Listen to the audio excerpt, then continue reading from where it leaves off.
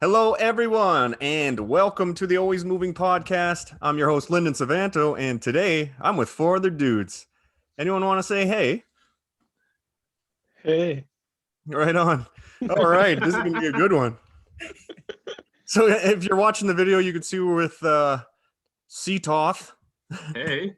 Alexandre, Hey, everyone. MJ, and Kraig. Hello, guys. Where are you guys at right now? Who's going first? You, Kraig.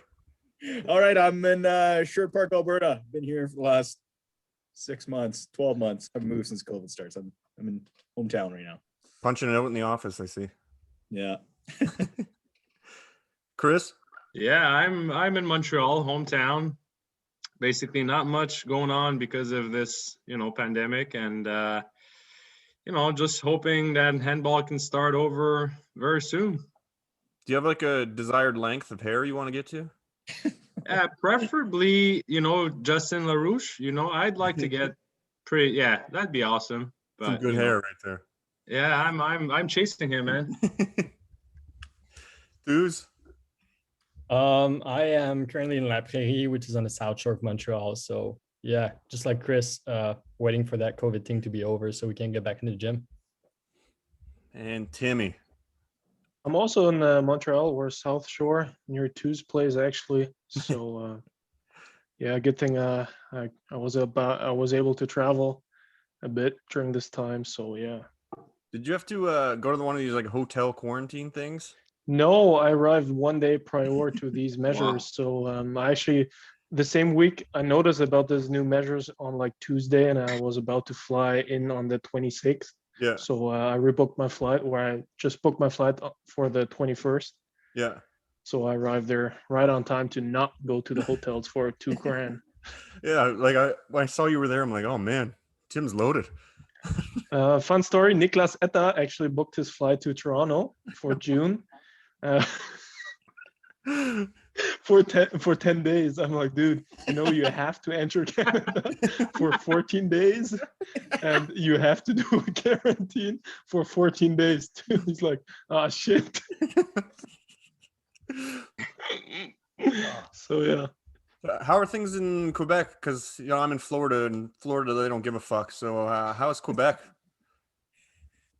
Bryn, well, right now we're actually, I think March 26th, they're gonna let like gyms reopen, which is great news. So not only gyms, but organized sports like with a limited space and number of people playing. But it's still a good news. It's a good news. They kind of separated the province in zones. So yellow, orange, and red. Now pretty much everything is either orange or red. So they have different limitations, whether you're in a red or in an orange zone. But I mean, things are getting slowly opening back up. Stores have been back up now. So yeah, everything's looking good for the summer. At least that's what we hope. Yeah, we'll see. We'll see. Can you eat out at restaurants and stuff, or no? Nah, we can. The only thing you're allowed to do is like order out. That's the only thing. Like restaurants are still physically open, so you can actually go in and pick up like food, but you can't eat in. Yeah, unless you're in an orange zone. Orange zone, yeah. Or yeah, restaurants are open. Yeah. The Montreal red zone. The greater Montreal is red. So anything that's like Laval and most of the South Shore is red. Yeah. But you're not allowed to travel to if you're living in a red zone, you're not allowed to travel to an orange zone to go to a restaurant there. So if you're still based in a red zone, you're still screwed. Yeah, because people used to do that. So they used to go like up north. The people from the greater Montreal area, they used to go up north just to go out and eat. And, like people were getting pissed off because they were seeing an increase in cases in like up north or wherever you wanted to go. Like people had, like cabins, and they would go to their cabin house and like up north or whatever. And they saw, so the residents of these cities they started getting pissed off because they like the traffic was huge. They couldn't get rooms they couldn't get room in a restaurant. Like somebody that lived there because of this other guy that comes from Montreal, so they all started getting pissed off at this. So, but yeah. Well, I remember. Do you remember the BC thing, Craig, where like Albertans would go to BC and they get their windows smashed in because they had their Alberta license plates? Really? Keys are, their card be all keyed up. It's just like tires are slashed and shit. Yeah. Wow. Go back home. Get out of here, man. I thought that would only happen in Hobbema, which is not called Hobbema anymore, right? It's called something else there. Yeah, I don't even know how to pronounce it. Masquasis. Oh yeah, Masquasis. There you go. Oh, yeah. Before we get going here, Tim, how long you in Montreal for? Until the 20th of April. Nice. Yeah. All right. They just rebooked my flight 2 weeks ago. They rescheduled my flight for 5 days later. So I was planning on leaving on the 15th. Yeah. So yeah. Now you're stuck there, hey? Yeah. Yeah, okay, we'll get this thing rolling here. It's we're gonna talk Greenland. I don't know about you guys, but I think Greenland was one of my favorite tournaments I ever did with the national team. I thought it was completely different than any other place we went. And what was it like for you guys? Let's just talk the travel getting there, because Tim, I met you in Panama City like days before. Oh, we have to start earlier, man. You traveled from Australia. Yeah, I think I'm the only one in history to go from Australia to Greenland in their flight plan. So Via Panama. Yeah, so I went like Melbourne to Sydney to Los Angeles to Panama City to Gander, Newfoundland to get you guys, and then to Kangerlussuaq and then Nook. So that was my flight plan. I thought that was pretty. We stopped in Gander for like 7 Quebec dudes, eh? Like 300 300 players had to wait for 7 players to get on. Lyndon, you went to LA first? Yeah, they just put me everywhere. Zigzag too. I went like it didn't make any sense, but Tim and I were going early, so. And then a lot more sense for Alberta guys. Hey, let's go to Greenland via Panama. I remember when you said you guys were coming, and then we saw the emails, and it's like, and then we're going to Newfoundland to get the Quebec guys because for some reason this makes sense. The best part was just like the other teams looking at us like we were just complete retards in that Panama area. What the fuck you guys doing here? Yeah, I remember. We're going to pick up your team. We're just like, yeah, because it was Victor from Chile. Like we'd known him before, and he came up. He's like, "What the fuck are you guys doing here?" There's only like 7 of us. It's like, yeah, it just worked out that way. We didn't have like any team clothes on, and they're all like suited up. Like, it is a good start. Team to beat right here. Then we took like a military plane because that was the only way to do it, and we flew with every team. And then everyone was pissed when we get like a handful of guys in Newfoundland. Oh, I remember that. Shitty players, like just a bunch of bench guys rolling in. Were we in first class on the way there too? Oh yeah. We had the best seats, man. I remember that. I remember getting onto the plane, and there were these big seats like on the left, like maybe 15 or 20 of them. But everyone went to the right. So the Brazilian guys, Argentinian guys, Chile guys, whatever. And we were like, well, can we go here and sit here? We're like, sure. And these small Canadians, like we were the smallest team. We're all just in Hawaiian shirts and shorts. Crocodile Dundee hat. So, how did you guys just went Montreal straight to Newfoundland? Didn't you guys stay like a night? No, actually, I think going to Greenland, I took 3 of the most special flights of my life. So that pivot flight was something. And by the way, I think from what I remember, the plane was stopping in Gander not to pick us up at first, but to put some more gas. And we just took advantage of this stop to get in, right? So that's why. And this is also why Cuba didn't make it, by the way, because they didn't get a visa to land in Canada, which is kind of weird.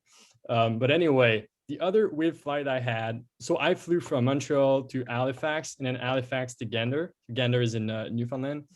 And my flight from Halifax to Gander was a really small flight, really small plane, I mean, and I was sitting in the first row, but somehow that row was kind of like the benches, they were leaning on the pilot's cabin. So I was basically facing the whole plane.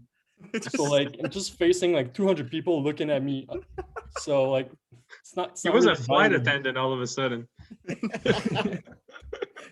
So yeah, that was kind of weird. Hopefully it wasn't too much of a long flight. So And then we arrive. Do you remember your first impression when we all landed?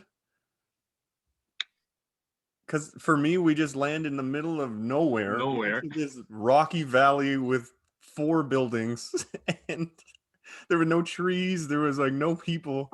And I just remember like all the South American countries, they're just like, where the hell are we? Like they have no clue what's going on. Like it's like 40 degrees difference to their place. Yeah. the passport checkup was something like the least official passport checkup I've ever seen. The guy's just pulling out like a foldable table out of nowhere, Yeah, and a sitting there laptop. and like checking the passports. Like, hey, that looks official. Welcome like to a- Denmark. Yeah, we're like a airplane hangar and just one table with a guy and a laptop. But then, yeah, from there we took those small little red planes, which was awesome. I thought, like flying over like the glaciers and stuff. That was sweet. Oh, yeah. Remember how they actually called it up at one point that you could actually go inside the pilot's like I've never seen this on any plane before. Especially You could just like, yeah, I want to nowadays. go and check it out. You know, it was so cool. You just like swing it open, like, hey, anyone want to take a photo? Yeah, it was funny because well, we all entered and then they announced that they were approaching to land. So everyone went back to sit down, and Canada was sitting at the back of the plane. So I was one of the last guys to actually leave the plane. Now all of a sudden, like the pilot door opens, the cockpit door opens, and this Chile dude walks out of the cockpit. I'm like, what? And he was like Victor, Yeah. the Chile dude, and I was like, what the hell did you do there? Like, did you were in there during landing? I was like, yeah. He said they were approaching to land, and I just asked if I could stay. And we're like, yeah, sure. So, Oh yeah, that was just there were so many things just getting there where it's just like, this is something different. Were we like split up into like 3 planes too? Or just like, okay, I each think team, Canada, you're 6 or 7. Yeah, They 'cause there was only, chartered like all of them 30 for us. people or something. Yeah. And then yeah, that was awesome. I just remember getting there and just thinking like, I know it's kind of like parts of Canada, but I'm like, where the hell are we? This is something different. And then all the teams go to the hotel, and then we end up in some cabins at the coast.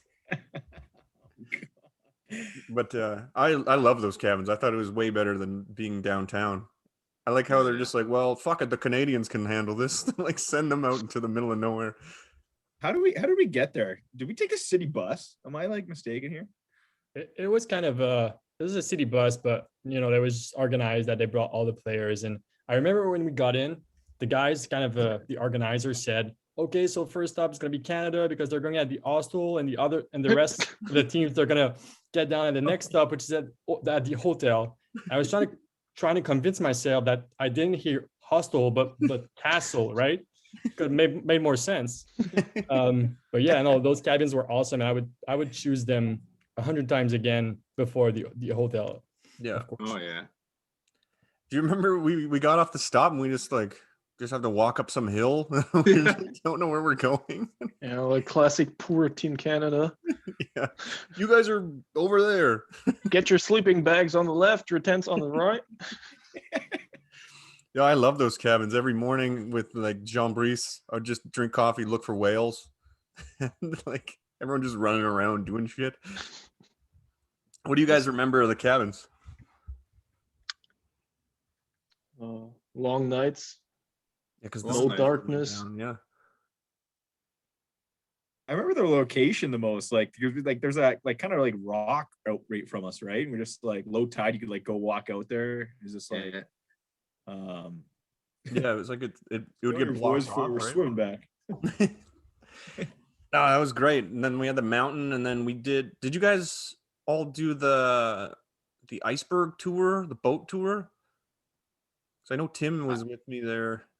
I was I there. didn't. I had to go with Alexi at this like this like reception stuff, Yeah. and it was kind of special. I wish I was on the iceberg tour. It would have been much better, I think. But anyway, That was awesome because we're just going right beside it, and you could see through the clear water like the actual iceberg, and okay, well, this is some Titanic shit going down here. Were you sick at that time, Craig? No, I think I was with Greg, and we walked the city. I don't know where we went, but we were like buying local stuff, just hanging out at like pawn shops and like Greenland, man. It was perfect. Yeah, I remember like when the two boats stopped and we had a coffee break in the fjords. It looked like fjords or whatever. That was pretty sweet. Went to the waterfall where I think it's just there. Yeah. Actually, like they went so close, he was filling up his water bottle with this glacier waterfall water. Yeah. I remember that because the tour guide or something was saying how deep that water was, and it was like, oh shit, okay, there's something down there.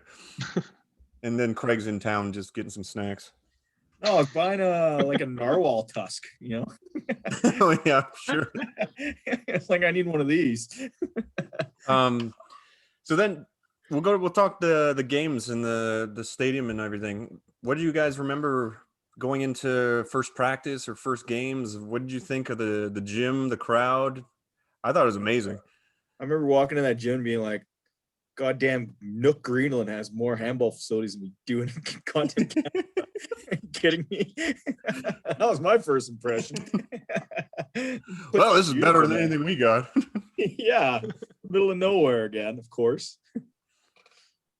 You guys? yeah, I guess you know what? Yeah, at first I thought like Craig, like a 20,000 inhabitant city, has like far better facilities than we do. That's whatever. It's just like used to it. You go to freaking Guatemala and they still have better than us, so that's fine. Shitting on Guatemala here. Shots fired, Guatemala. So, but yeah, I mean, it was spectacular, right? Because I mean, when they fold, remember the first game of Greenland, and when the stadium was full, it was like jam-packed people. It was like, it must have been so nice. It was nice for us just watching the game. It must have been so nice for them to be there and having like the crowd and stuff. I was really impressed. Yeah, and like I think the attendance was over 2,000 people, and when you think about it, it's like more than 10% of the city population. So yeah, and it was jam-packed every game. Yeah, all the Greenland games were amazing. I loved playing them, but even when they play before us or after, we'd stay and watch, and they'd go out and then sing that. I forget how that song goes, but everyone would sing, and the players would stand out and like wave their arms and stuff. Oh, it was crazy. Man, game of the tournament though was Greenland versus Chile in that semifinal. Remember that game? oh yeah. Just Gino bagged that goal from like 9 meters at the end of the game to force it overtime. Yeah, Right. that was awesome. And then I guess we played some games too. What do you guys? Do you guys remember the tournament? What do you guys think of yourself individually and us as a team at the tournament? Who's you're starting this one? Well, that was a pretty good tournament team-wise, I think. If you like, I think the Pan Am before in 2016, we ended up, I think, 11th or something like that. So, coming up at the 5th place was pretty nice, and also beating Uruguay to get that 5th place while they beat us in the pool play. So I think we ended up the tournament on a good note, and that's pretty cool. So yeah, I think really good tournament. Getting behind Brazil, Argentina, Chile, and Greenland, and being 5th is really fair for us. I think it's close to the best we can get with the means that we had. So that was really satisfying. Personally, I think I had a okay tournament, played well most towards the end. I think one of the first match against Uruguay, I played really bad. And then hopefully Kraig stepped in and scored like all the goals for the team. So we didn't look too bad because from what I remember, I think first half we were losing by 6 or something like that. And in the end, we lost by 2. So hopefully Kraig was there for this game. And yeah, so that's what I remember. I think I had a good game against Greenland as well, even though we lost. And yeah, I had some fun also shooting sevens. So that was pretty cool. Yeah, that's what I remember. Craig, do you remember your game against Uruguay, or did you just black out and play the game of your life? Man. I was like, I'm just shooting everything. This is my chance. We're down by 10. I can't make it any worse. Just like I remember like some of the shots I just took. I was just like, well, here fucking goes, whatever. And then they're just like watching the video backs, like, holy Christ, that was a nice shot. Just like that wasn't supposed to happen. Just like, Star.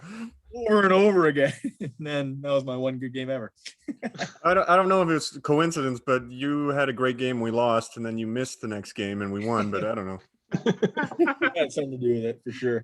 We didn't have a guy just shooting 1,000 times, but was it also this game? I don't know if it was the first or the second game against Uruguay. Maybe Tim will be able to say, because you know what, that guy kind of dislocated his shoulder right in front of us.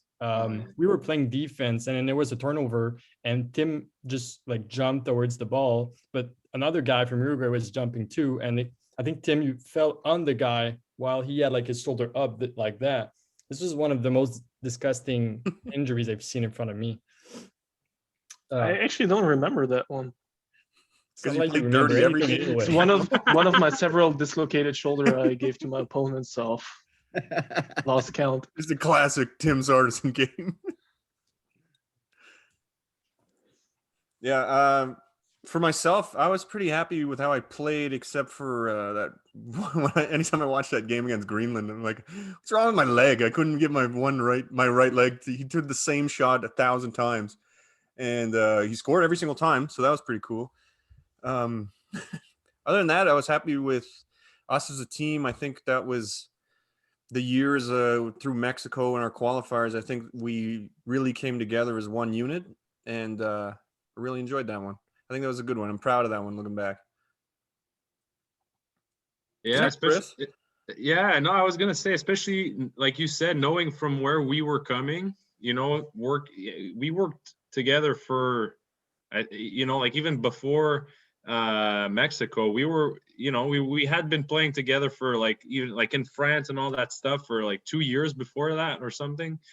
So seeing that all our efforts kind of paid off in Greenland, and like Touth said, finishing 5th, where nobody really expected us to finish that high on the table. So it was great, man. It was great. Krager, what do you remember? What happened to you, by the way? Why didn't you play that other game? I think I got food poisoning. I think that's probably what I had. I just remember that morning waking up and like in the cabin, I was just like, oh. I like ran to the bathroom and someone was in there, and I was just like slamming on the door, like literally my mouth was like full of vomit. I was just like, I'm gonna like get in there and release it, and like I think it was Mark, and he's just like, shut up.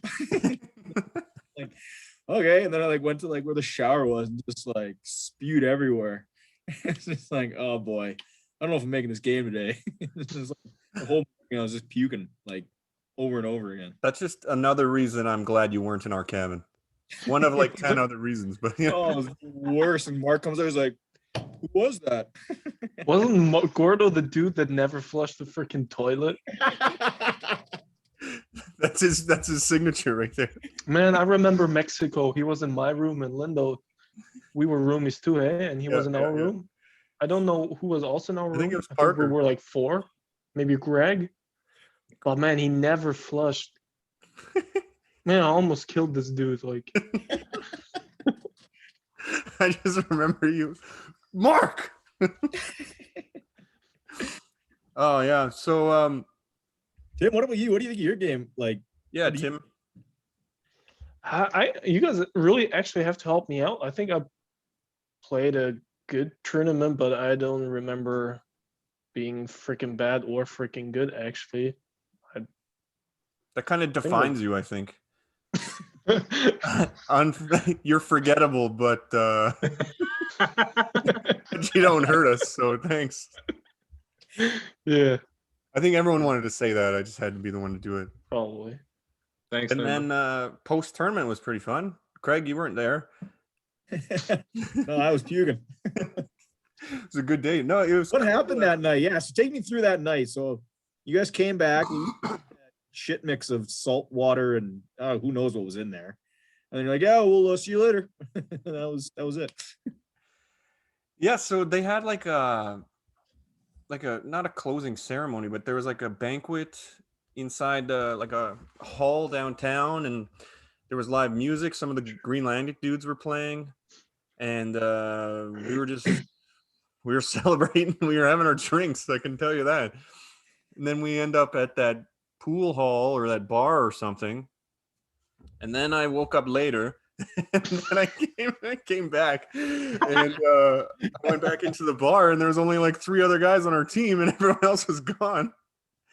And then yeah, I had a great night. And we ended up coming back. I'm sure Touze didn't like it. We came back to the cabin with like a bunch of like random Greenlandics. There was like grandparents. There was a Oh my god, I remember. a woman with tattoos on her chin. And I remember Touze was pissed, and we had this weirdo collection, like people that didn't speak English. We had my friend Panny was the only person I knew, and then there was like 10 other people. Didn't they You have know when you like go to bed tattoos earlier? here? Like they looked really native. Yeah, she had like 2 tattoos down her chin, and she had like a cross eye too. But then we're like, how do we get these people to leave? Because they came in from where we eat lunch and breakfast and stuff, and they brought all these drinks, so we couldn't like kick them out. And True, then, yeah. You know when you go to bed earlier and you just hope that your friends are not going to be too noisy when they get in, but not only they do a lot of noise, but they also bring the whole city with them. That was the impression I had. I remember Touze's face when you know those sliding doors we had to you just slide the door, and his face said it all. Like, I hate you all, get out of here, you know. Oh man. Oh yeah, That was so funny. It was a great night because I remember singing "Country Roads" with like all the other countries after I came back to life, and there was like a goalie for one of the smaller countries, and he looked like a mafia boss. And I thought I was with Greg or Etienne or somebody, and I'm like, this will be funny. I'll say I bought him a shot, and it's just a shot of water. And this guy, No, it was Neelan, and it was the Guatemala dude. yeah. He Yeah. was so pissed. Do you remember? And he didn't speak any English, and he's just like, oh, I'm like, whoa, easy.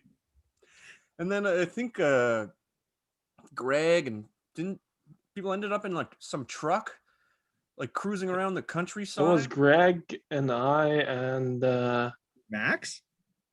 Max, the ginger. Wait, Max, wait, yeah. We met this girl, and she was like 18, 19, something like that. And we went to her place, and she just took her dad's or her parents' like Jeep 4-wheeler, big off-road Jeep, whatever thing, and we were going through the harbor, back into the harbor, whatever, off-road, and she was, man, we were afraid. She was going nuts. She was driving this car like there's no tomorrow, man. She was crazy. And then we ended up somewhere at the water, and we took a bath, and yeah. Good That's some time. Titanic shit right there. And that was it. And that was Greenland, I guess. No, my stupid Zoom here is telling me I only have 3 minutes left because I didn't upgrade to Pro. Do you guys have any moments from the tournament? I hate to cut it short, but do you guys have any moments from the trip, the tournament, anyone you want to give a shout out to before we head out? I would give a shout out to you, Lyndon, for having friends everywhere in the world, even in Greenland. Like, we got there, first thing he does, like, yeah, I'm gonna call one of my friends. She just lives here, and yeah. Typical Yeah, Lyndon. Tim and Parker just rip me every time. I'm like, oh, we could Yeah. do this. Oh yeah, of course. You know somebody, don't you? So then when Tues, we went to her cousin's graduation lunch or something. Yeah. I was just pissed off, and you were the only one that I brought with me. But we had like the whale blubber, which it was like cut out, it was like diced but all connected, and it looked like, oh, this is like gonna be jelly, and it's like hard as shit. It's like eating like pure cartilage. It was the weirdest thing I think I've ever eaten. And they're like, yeah, just put some spice on it or something. That's not my issue.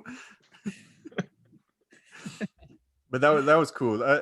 For me, as much shit as some of the brunch bros gave me, I think it was cool. We had a couple extra fans. Tim, your dad was there, and shout out Scott Sartisson. He's probably listening. Was your uncle dude? Wasn't your dad with somebody? Yeah, my uncle. Yeah, My uncle and my dad, yeah. It was nice to have my parents there, so definitely. Yeah, that was sweet. And I think the only other thing I really remember was when we went on like a city tour, and we just kind of roll into this, I don't know, butcher shop, and that guy was just hacking some seal to bits. Oh yeah. But I was with Alexi, where he was standing right beside me, and the guy, hands are covered in blood, just keeps grabbing his iPhone. And then, I'm like, yo, Lex, this guy should wash his hands. Other than that, it was for me, I think that was one of the most special tournaments because it was completely different from everywhere else we normally go. So Definitely. yeah, Agreed. boys, I have to apologize because we're gonna get cut off here, and I'm sorry. I'd love to chat more and go more in depth to our games. If anyone's hoping for that, that's too bad. Other than that, guys, I want to thank you for having on. It was fun to just see you guys. Tim, enjoy laying in the grass.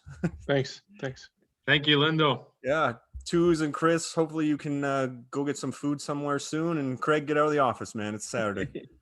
Yeah, that's up. And thanks again, guys, for everyone listening. This has been the Always Moving podcast, cutting short here in Greenland. And